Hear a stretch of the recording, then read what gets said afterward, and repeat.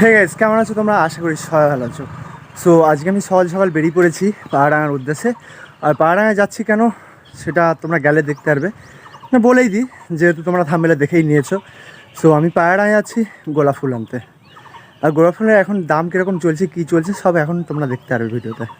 So ভিডিওটা তোমাদের কাছে একটা রিকোয়েস্ট থাকবে যে ভিডিওটা প্রথম থেকে শেষ অবধি তোমরা দেখতে থাকো। আর গোলাপ ফুল আনতে যাওয়ার কারণ হচ্ছে আজকে বাবাইদার বিয়ে।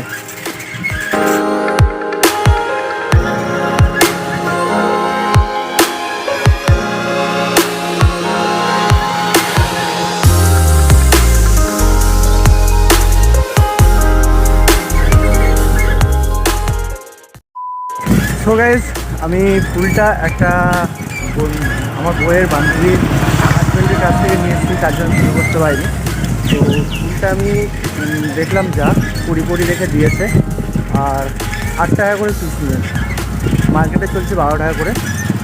তো ফুলটা তোমরা একবার শুধু দেখে বলো যে ফুলটা কেমন।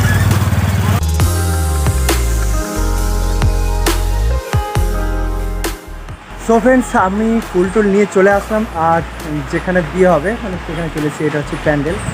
আর মানে আমার বন্ধু বা দাদা বলো বা মালিকের ছেলে বলো বা মালিক বলো, যাই বলো, তার বাড়ি হচ্ছে অপোজিটে। এই যে এটা হচ্ছে ওর বাড়ি। আর কী বলবো বন্ধুরা, একটু পরে সবাই গায়ে হলুদের জন্য জল আনতে যাবে। তো আমিও যাব, আর বাদবাকি তোমরা দেখতে থাকো।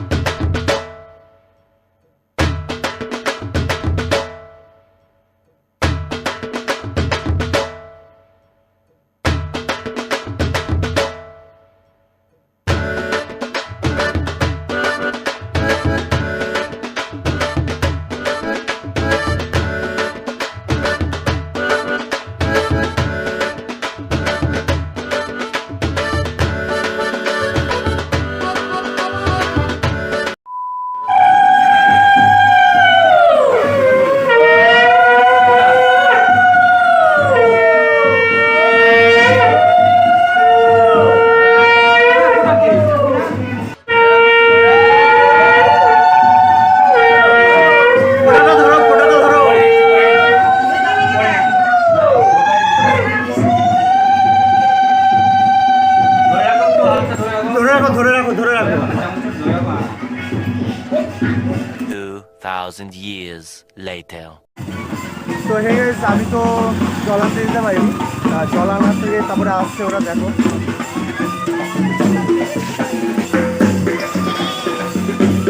সব জল টল ভরে এখন আসছে।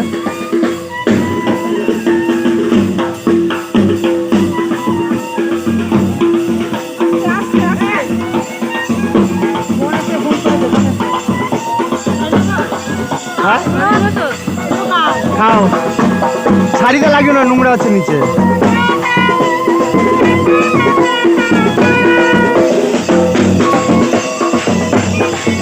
ভালো করে স্নান করাবি।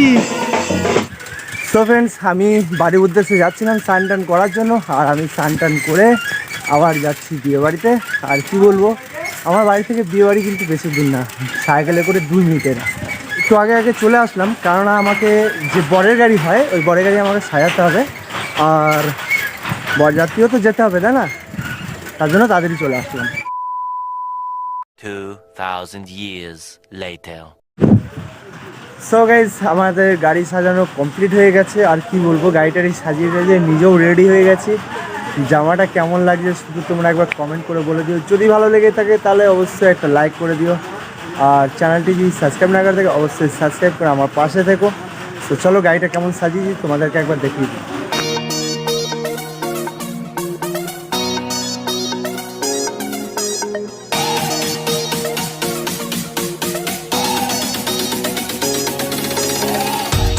সো ফ্রেন্ডস, এই হচ্ছে আমাদের বরের গাড়ি, মানে বিয়ের গাড়ি। এটা করেই বর যাবে মানে বিয়ে করতে। আর আমাদের গাড়ি আলাদা, আমাদের গাড়ি হচ্ছে বাস, সেটা আর কিছুক্ষণ পরে আসবে। তো আমরা বাসে উঠে তারপরে দেখা হচ্ছে। সো হে গাইজ, আমরা বাসে করে যাওয়ার কথা ছিল, কিন্তু আমরা চলে আসলাম বরের গাড়িতে, কারণ বরকে তাড়াতাড়ি নিয়ে যাওয়ার দায়িত্ব আমার ঘাড়ের উপরেই পড়েছিল। তার জন্য বেশি দেরি না করে বেরিয়ে পড়লাম মেয়ের বাড়ির উদ্দেশ্যে। সো চলো একবারে দেখা হবে মেয়ের বাড়িতে গিয়েই।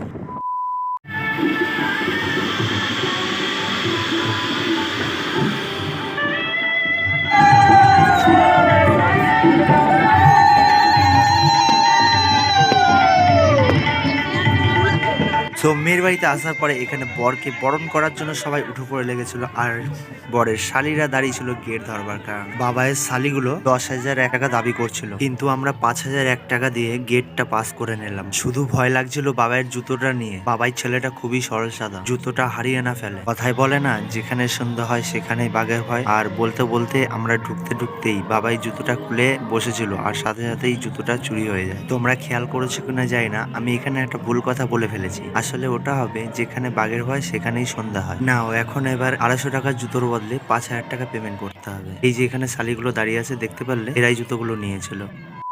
সো বন্ধুরা, মেয়ের বাড়িতে মণ্ডপটা খুব ভালোই সাজিয়েছিল, আর এইখানে দেখো বাবার বন্ধুগুলো দাঁড়িয়ে দাঁড়িয়ে গল্প করছে। এরা থাকতে যদি বাবার জুতোটা চুরি হয়ে যায় তাহলে কি করে সবকিছু ঠিকঠাক থাকবে বলো, তাই না? তোমরা শুধু একবার দেখো যে বাবাইয়ের শালিগুলো কিভাবে ঘিরে ধরে বসে আছে। 1টা 2টো 3টে 4টে 5টা 6টা, আর 2টো বাড়ি চলে গেছে, আর এরা বসে আছে শুধুমাত্র জুতোর বিনিময়ে টাকা নেবে বলে। সো ফাইনালি অনেকক্ষণ ওয়েট করার পরে বাবাই বিয়েতে বসে পড়েছে, আর এখানে দেখতে পাচ্ছ যে বাবাইয়ের শ্বশুর বাবাইকে সোনার আংটি পরিয়ে দিল।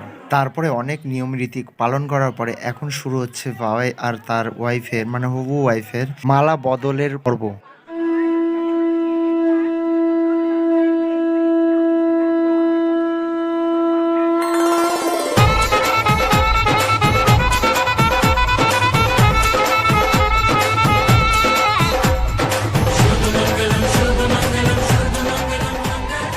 তারপরে বন্ধু আমি চলে আসলাম খাওয়ার জায়গাতে, কেননা খাবার তো খেতেই হবে না, বেশি রাত হয়ে গেলে তখন আবার বদ হজম হয়ে যায়। তারপর আমি চলে আসলাম আমার ওয়াইফের কাছে, কারণ ওয়াইফকেও তো নিয়ে যেতে হবে, একা একা তো বসে বসে আর খাওয়া যায় না। আর সেই আমাকে বললো যে দেখো গিয়ে খাবার জায়গাটা ফাঁকা আছে কিনা, আর ওই এখানে বসে বসে বিয়ের প্রস্তুতিরা দেখছিল।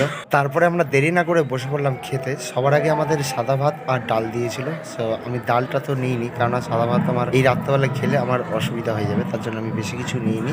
তো রাত্রেবেলা এখানে মেনুতে ছিল বিরিয়ানি, আর আমি ভেবে নিয়েছিলাম যে বিরিয়ানি খাবো।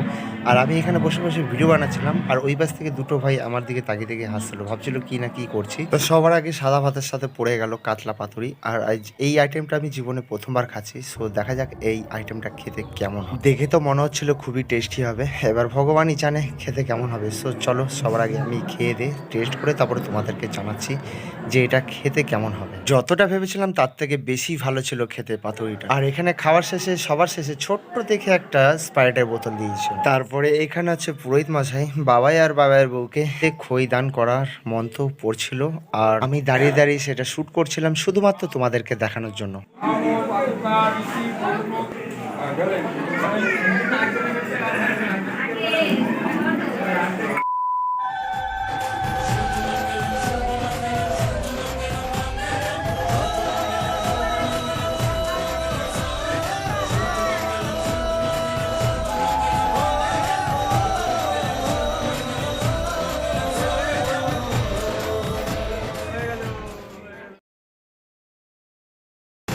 আজ মন জুড়ে সাজে কত আশা,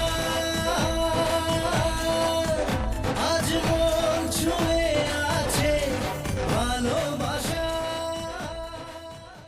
তো এইভাবে বাবার বিয়ে সম্পূর্ণ হলো, আর এবার আমাদের বাড়ি যাওয়ার পালা। যারা যারা বরযাত্রী গেছিল তারা সবাই একে একে নিজের নিজের বাড়িতে চলে গেছে। সো বন্ধুরা, আজকের ভিডিও আমি এখানে শেষ করছি। দেখা হচ্ছে পরের ভিডিওতে। ততক্ষণ তোমরা ভালো থেকো, সুস্থ থেকো, আর সাবধানে থেকো। আর এইভাবে আমার ভিডিওটাকে লাইক আর চ্যানেলটাকে সাবস্ক্রাইব করে আমার পাশে থেকো। বাই।